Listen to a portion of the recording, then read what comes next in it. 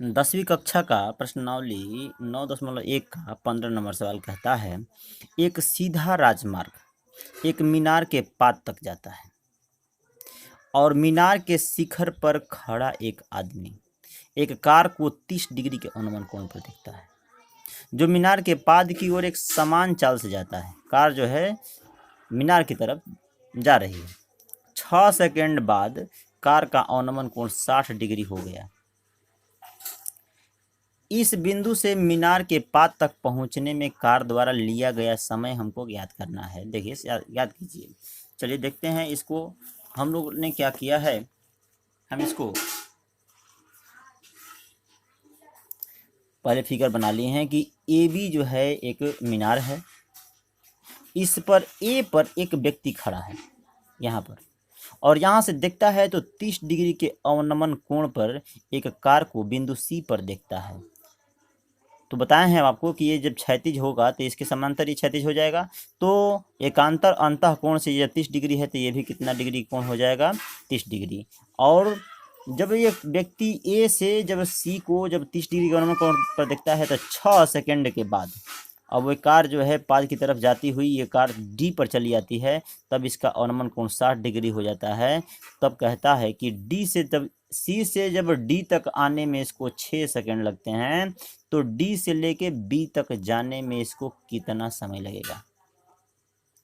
तो चलिए देखते हैं कि जब सी से डी तक आने में इसको 6 सेकंड लगा है, तो डी से बी तक हम लोग कितना है। तो पहले हम लोग दूरी का हम लोग रिलेशन इसका निकालते हैं कि दूरी में इसका कितना संबंध है। तो जब सी से डी तक दूरी और डी से बी तक की दूरी का संबंध हमको मालूम चल जाएगा कि किस रेशियो में है, तब हम लोग समय का भी रेशियो निकाल लेंगे, मालूम चल जाएगा कि कितना सेकंड इसको सफ़र करने में लगेगा। इसके लिए हम लोग क्या करते हैं कि पहले त्रिभुज ए बी डी में आधार का मान निकाल लेते हैं, अच्छा लंब का मान निकाल लें। फिर त्रिभुज ए बी सी में भी लंब का मान निकाल लीजिए और दोनों मान को बराबर कर दीजिए, इक्विवेलेंट कर दीजिए। आपको इसके दूरी के बीच रिलेशन मालूम चल जाएगा, फिर हम लोग इसको सवाल को आसानी से हल कर सकते हैं। तो चलिए देखते हैं त्रिभुज ए बी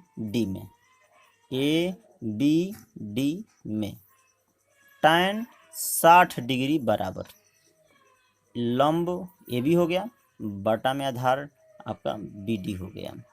tan 60 डिग्री का मान होता है √3 बराबर ए बी का मान ए बी बटा में हम डी बी यहाँ पर रख दिए, बटा में 1 ले लीजिए। अब क्या हो जाएगा, तिरछा तिरछी जब गुणा करेंगे तो ए बी का मान हो जाएगा कितना, √3 बी डी, इसको इक्वेशन 1 मान लीजिए। फिर अब बड़ा वाला त्रिभुज लेके चलते हैं।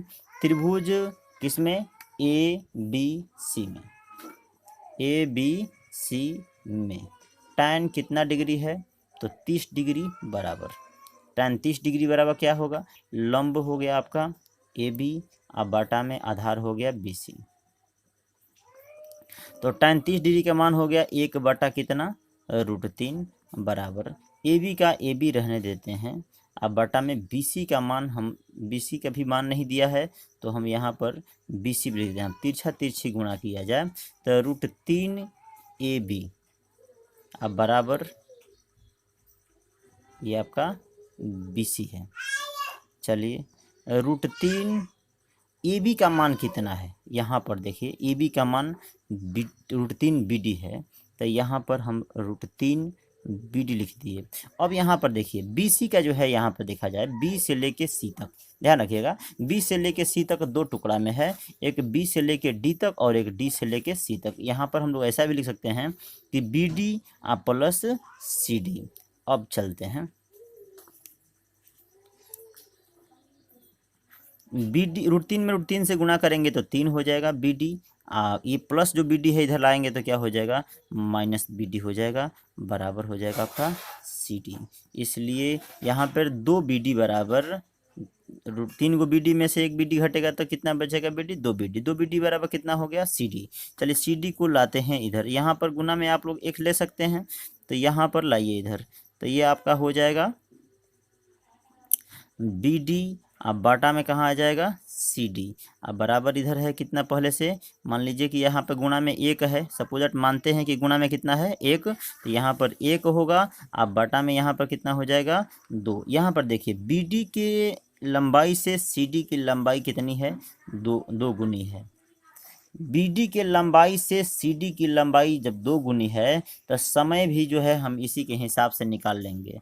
तो अब चलते हैं, चूंकि बी डी के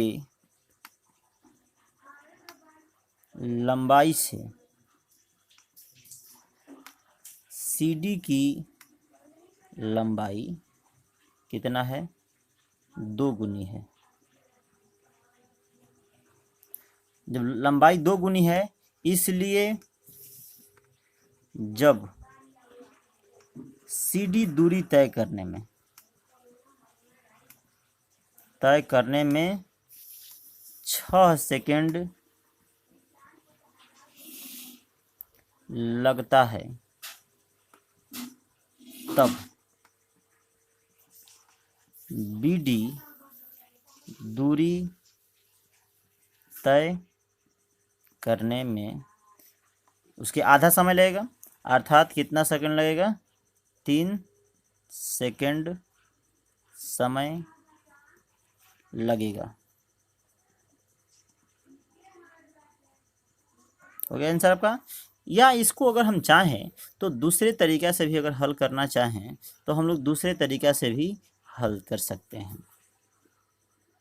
जैसे देखिए हमारा यहाँ पर दूरी और ये आपका समय हो गया, चाल तो समान है, तो दूरी आपका पहले कितना था, बी डी। अब बी डी है आपका, ये हो गया आपका सी डी। समय पहले लगता था 6 सेकेंड, अब कितना लगना चाहिए।